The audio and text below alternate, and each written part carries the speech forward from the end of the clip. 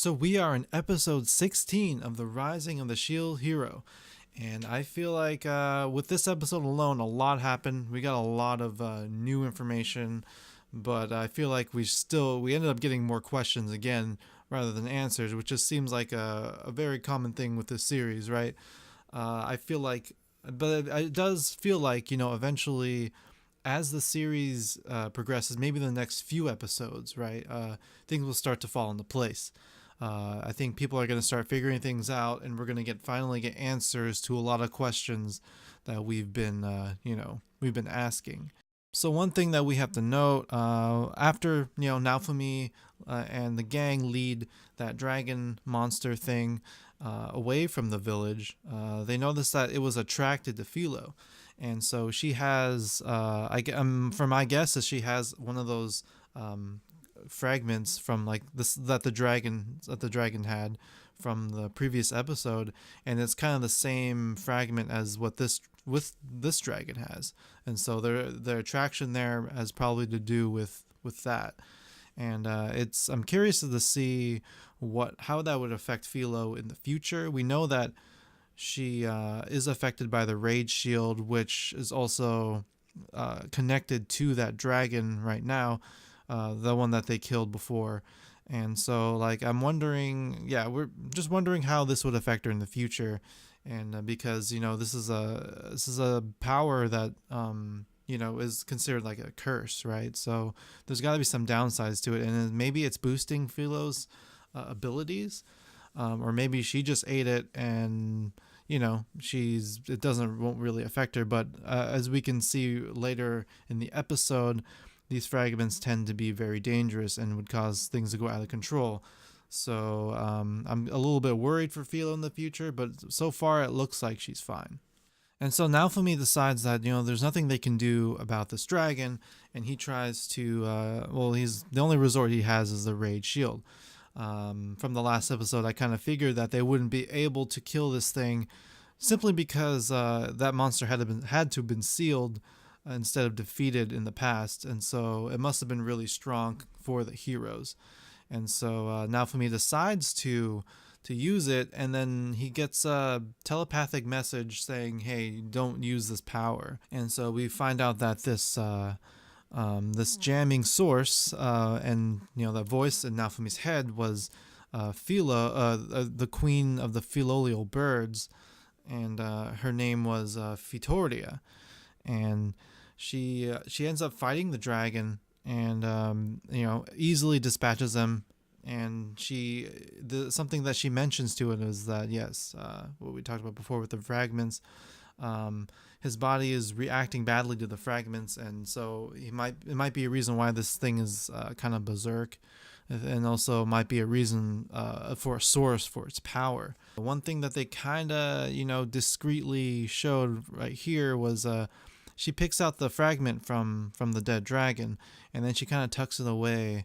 And there's really no mention of it later on, so it's another pressing question, right? Something to do with dragons here that has some sort of importance in this world, and probably a big source of evil power. And so maybe we'll learn about it more later in the future episodes.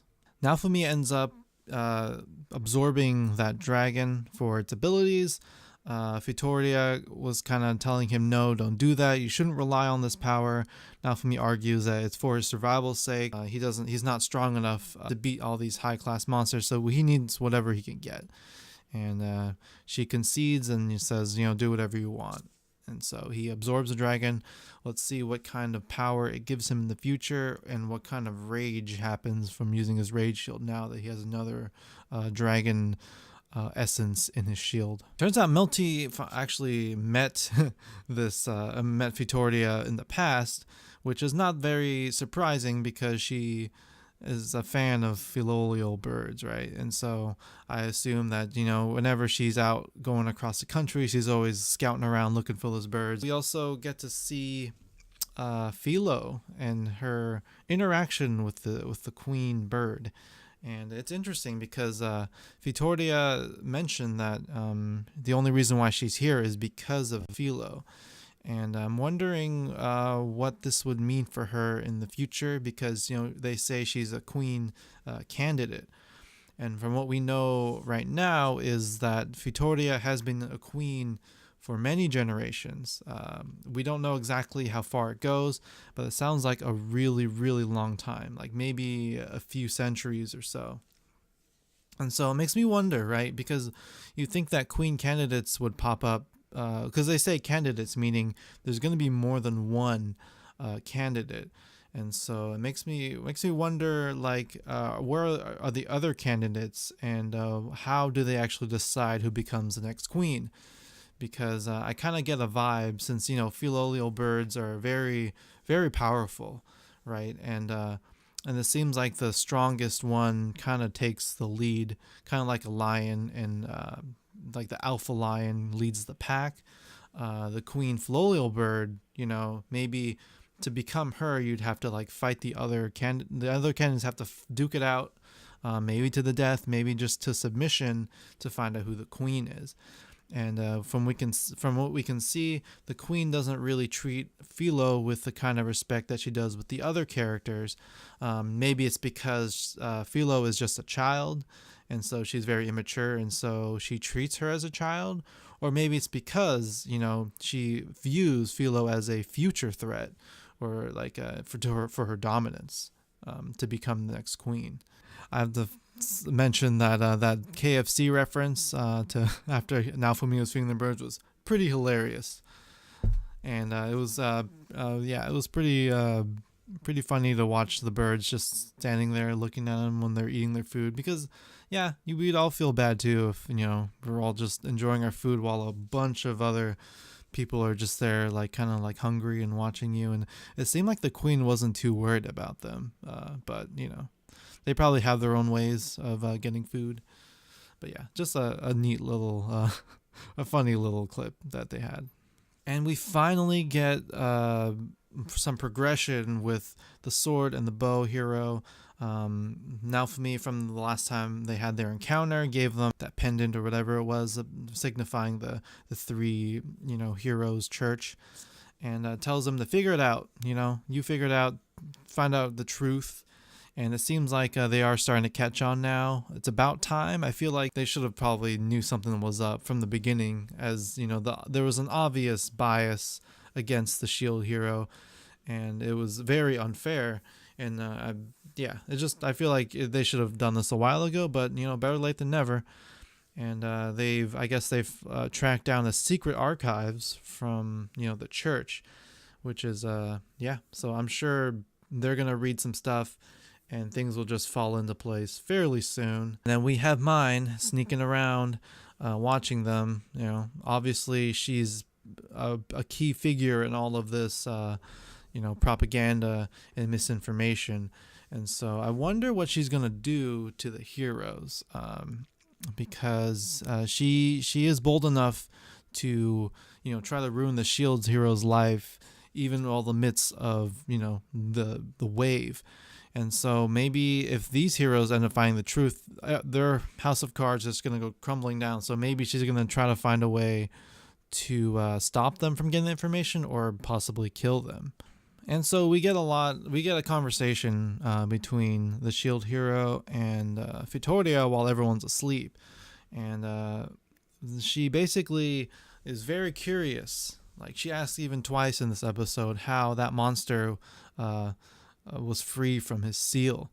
And so my guess is that she knows that monster pretty well, and like that, and it was a pretty big deal, because these dragon fragments are probably very dangerous, right? And that's why she collected that thing, and it's probably why.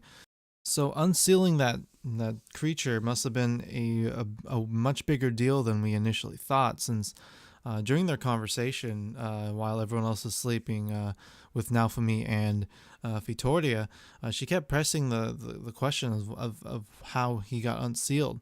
And so that led Naofumi to explain his whole situation to her, and she was like, "Oh my goodness!" Right? Like, I'm appalled. I'm appalled that we're in this situation right now in the midst of a wave. And and we also learn a lot more things about the world, like the heroes aren't meant to all be in one place. This country, I mean, I think we kind of got hints about this in the beginning when they first summoned the heroes. But yeah, like the heroes are actually supposed to be kind of spread out because the wave actually happens all across the realm, all across the land, not in just that country. And so there's a lot of people suffering. And so she can't do it all by herself. She's very powerful, obviously, but she's only one, she's only one entity, and she needs more. That's why I'm assuming she needs those heroes. Also, maybe it might be implying that, she's so old that maybe she's dying, or maybe, her time will come soon, or maybe the wave will just become so overwhelming that, she barely was able to hold it off last time. A curious question that I didn't really understand as to how he was asking why Philo is growing up differently than the other birds. My guess was that she's different just because she's a queen candidate, but I'm not sure what he means by different. And she just tells him basically, because she's being raised by a hero. And maybe she's growing up too fast. Maybe because she doesn't look like everyone else. I'm not exactly sure. I guess we'll find out eventually, because they didn't really go into in depth without it, but maybe in the light novels or whatever they explain it more. If anyone can explain it to me, if it doesn't really spoil anything, then please do, because I'm just curious. I don't know. I mean, of course, Philo is obviously different than the other birds, but I thought it was just purely because she's a queen candidate that she can transform. She already is in that puffy form, whatever. And so, yeah. So it sounds like Fitoria had to make a tough choice in the past to kill the other heroes because they didn't get along. My guess is that, their reasoning is that if you guys can't get along and when we die to the wave, then that's it. But we can always summon more heroes. And so, I guess if things get really bad, she steps in, ends their lives, and then they kind of reset. And it sounds like she said she did it a really long time ago. So it doesn't look like it happened maybe in the past few hero generations, but it's been done before. And so, yeah, I guess these guys are, I mean, she would totally wreck everybody. So these guys are pretty screwed unless they kind of get their act together, which I think they will, because as we know, the things are starting to fall into place. I feel like the mind's grasp on everybody and manipulating everyone's with misinformation is about to come to light very soon, just because the sword and the bow hero are getting into it, and Naofumi and everyone are probably going to go to the queen and learn more about the past.